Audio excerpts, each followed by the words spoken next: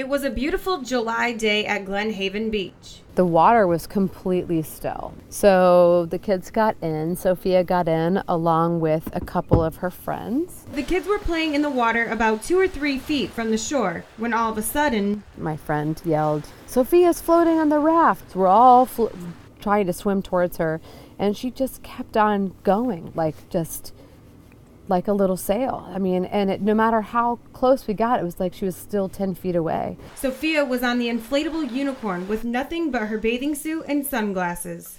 I remember my brother yelling to her, whatever you do, don't let go of that raft. Courtney ran to shore and called the Coast Guard and 911. The scope of it really hit me, and I was like, oh my God, this could be it. And I remember just going in between this mantra cycle of saying, stay on the raft, Sophia, stay on the raft, whatever you do, don't let go. And then just looking up at the sky and just being bring her back to me. And then turning to the ranger and saying, can you see her? Because I could no longer see her. After, half a mile, you can see the raft, but I couldn't see if she was on it. Sophia was about 1.5 miles out when she was rescued by Glen Arbor firefighters. The winds can shift here pretty unpredictably, and if that happens, maybe you're not paying attention, you can get blown pretty far offshore, more than you had been planning on.